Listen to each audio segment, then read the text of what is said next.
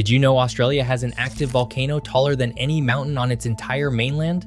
And almost no Australian will ever see it? We picture Australia as one enormous, empty outback, flat, red, and technically drivable if you were brave enough. But some of the hardest places on Earth to reach fly the Australian flag.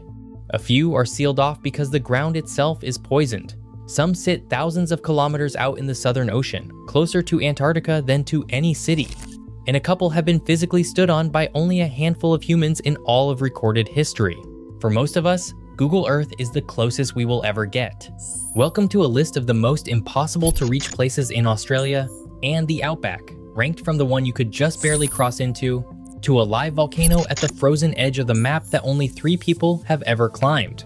Number 4 is a spike of rock alone in the ocean, taller than the Eiffel Tower, where a creature the whole world had declared extinct for 80 years was found clinging to a single bush. Number 3 is a patch of Australian desert, so contaminated by plutonium that parts of it were sealed away from human beings for half a century. Number 2 is an island that has been set foot on only twice in all of recorded history, and it's been erupting and quietly growing ever since. And the final place is that volcano, a mountain higher than anything on the mainland, roughly 4,000 kilometers from the nearest city and close to 2 weeks away by ship. But let's start with number 1. A vast salt lake in the dead center of the Western Australian desert, a place an explorer walked for weeks to reach, expecting fresh water, and found something that broke his heart instead. We begin in the true dead center of Western Australia, in the little sandy desert about 300 kilometers east of the mining town of Newman, and then a great deal further from anything you'd call a road. Out here, on the Tropic of Capricorn, the satellite view shows a huge, pale scar in the red earth, a salt lake stretching some 160 kilometers from end to end, covering around 330 square kilometers. This is Kumpupintil Lake, and for over a century, maps called it by a crueler name, Lake Disappointment. That name comes from a very specific moment of heartbreak. In 1897, the explorer Frank Hand was pushing east from Nolagine, following a series of creeks that all seemed to run inland. To a thirsty man in that country, inland flowing creeks mean one thing: somewhere ahead, there must be a great freshwater lake catching all that water. Hand followed them for weeks, and when he finally crested the rise and saw the enormous body of water he'd been chasing, it was salt, undrinkable, a dry, blinding crust of it most of the year. He wrote in his journal that it was the largest lake he'd ever seen, and that he would call it Lake Disappointment, because that is exactly what it was. But here's what Hand didn't understand about the place he'd stumbled into. To the Martu people, the traditional owners, this was never an empty disappointment. It was Kumpupintil, and it was one of the most spiritually charged sites in the entire desert. According to Martu tradition, the lake is home to the Ngayar Nangalku, ancestral cannibal beings said to live beneath the salt, with pointed teeth and long claw-like fingernails. For generations, neighboring groups would not go near the lake at all. It was, in the most literal sense, forbidden ground, a place people deliberately stayed away from long before any European arrived to be disappointed by it. So Kumpupintil is impossible to reach on 2 levels at once. Physically, it sits behind hundreds of kilometers of trackless, waterless desert, one of the most remote spots on an already empty continent, the kind of place where a breakdown isn't an inconvenience, it's an emergency. And culturally, it's sacred Martu land, restricted, not somewhere you simply drive out to for a look. In 2020, the state formally dropped the colonial name and recognized it officially as Kumpupintil Lake, quietly correcting 120 years of calling one people's sacred site a European's bad afternoon. It's the easiest place on this list to point to on a map, and you still can't just go there.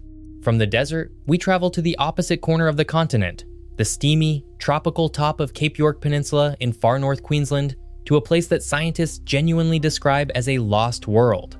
On the satellite, it looks like a low, dark mountain range wrapped in rainforest.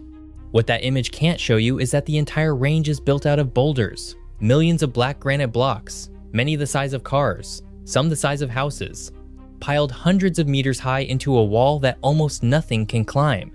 This is the plateau on top of Cape Melville, and until very recently, it was one of the last genuinely unexplored places in Australia. The problem was never distance. You could fly a helicopter over it in an afternoon. The problem was that the boulder field made the summit effectively impassable on foot.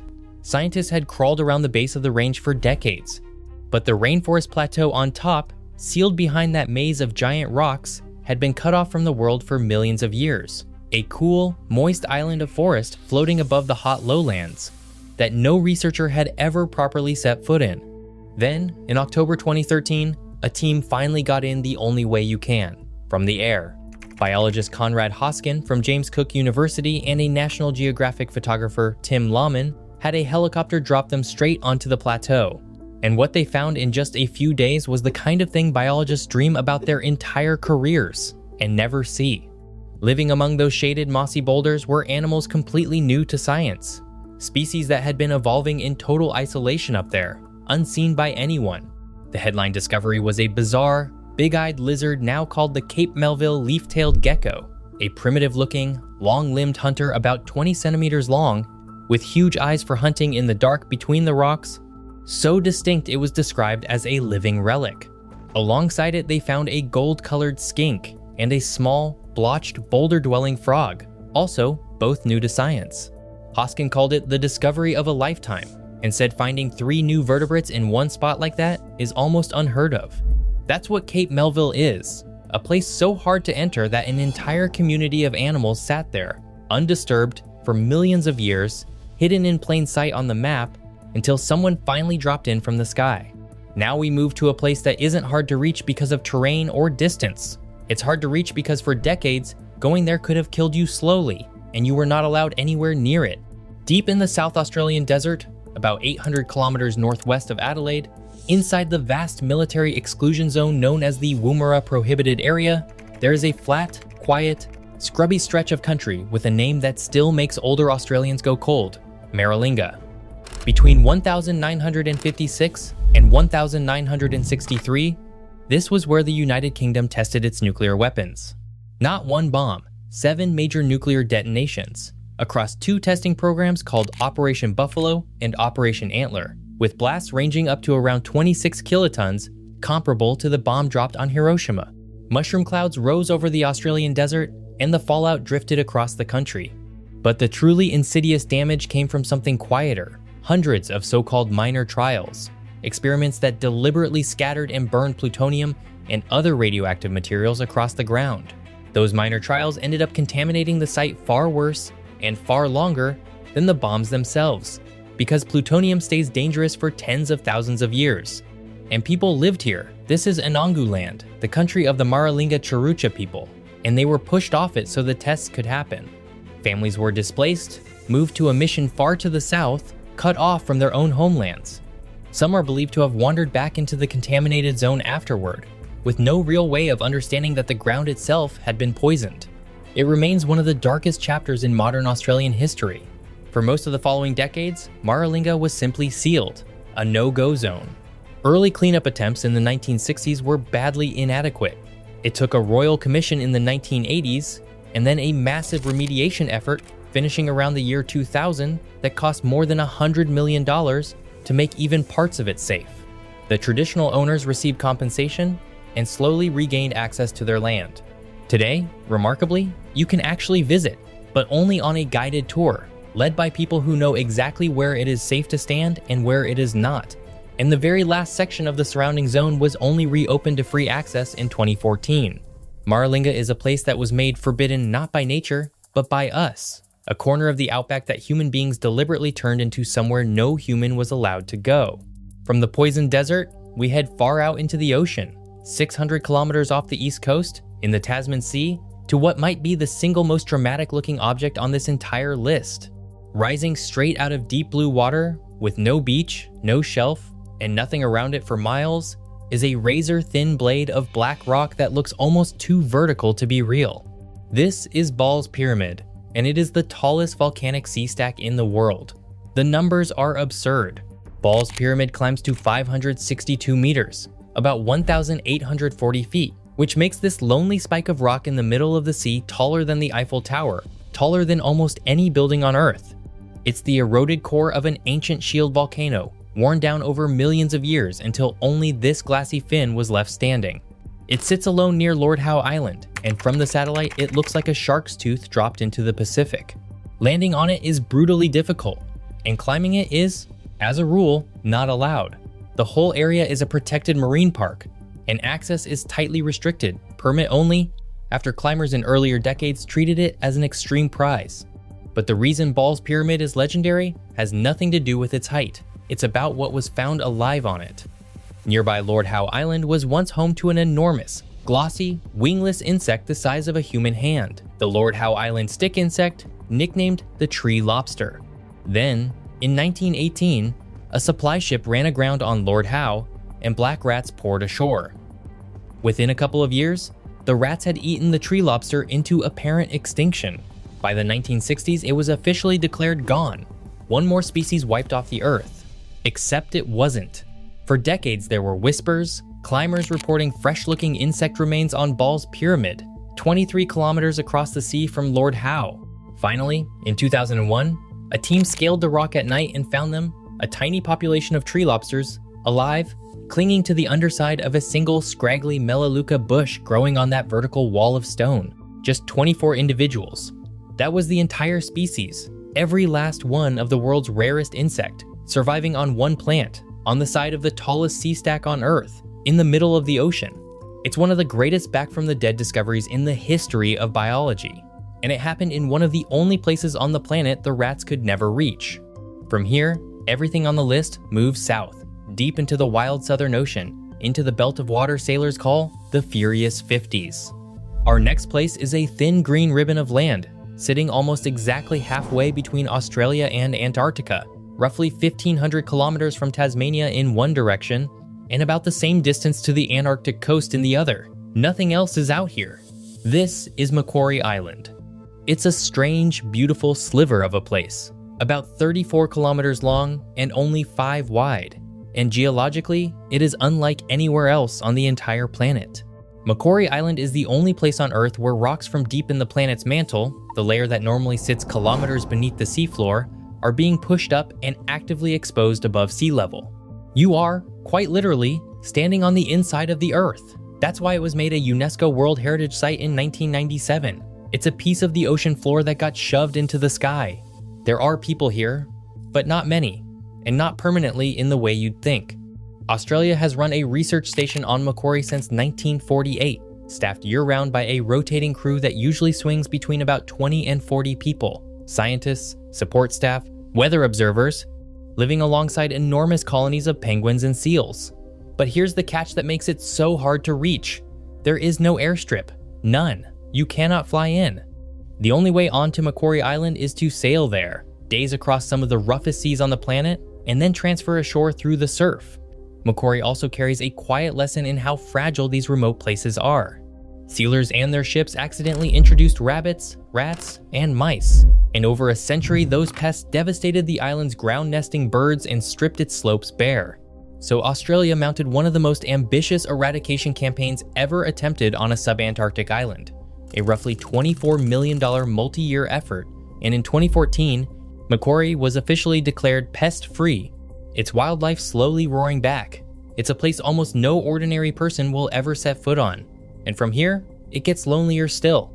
For our next place, we go to the very bottom of the map, past Macquarie Island, another 33 kilometers further south into the freezing ocean, to a scatter of bare rocks that most Australians don't even know belong to their country. These are the Bishop and Clerk Islets, and they hold a quiet distinction. This is the southernmost land in all of Australia, if you don't count the Antarctic territory. Stand on the highest rock here, and there is no Australian ground anywhere further south than the spot beneath your boots. There is almost nothing to them. The whole group covers about 60 hectares, and the main islet is barely 3 hectares of rock with a few shallow patches of soil, rising only about 45 meters out of a violent sea. No trees, no shelter, no beach, just wave-battered stone at the edge of the Southern Ocean, permanently lashed by wind and swell. On the satellite, they're little more than specks of white foam in an enormous expanse of gray water. If Macquarie Island is remote, Bishop and Clerk are the remote edge of the remote. And the landing history proves it. Despite being Australian territory, these islets have been set foot on only a tiny handful of times in all of recorded history. A landing on a nearby rock in 1965, and then just 2 confirmed landings on the main islet itself, in 1976 and 1993, each one requiring a helicopter to even attempt. That's it. In the decades since, no one has needed to. and the weather rarely allows it anyway. What does live here is spectacular in its own right. It's Australia's southernmost seabird stronghold, home to a colony of black-browed albatrosses, magnificent ocean wanderers, nesting on rock that human feet have touched maybe 3 times ever. Bishop and Clerk is a piece of your own country that is, for all practical purposes, unreachable.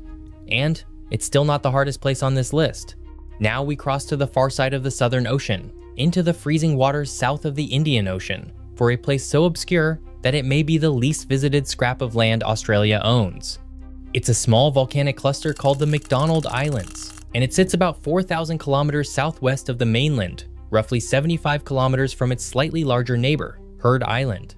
And here is the statistic that says everything. In all of recorded human history, people have physically landed on the McDonald Islands exactly twice.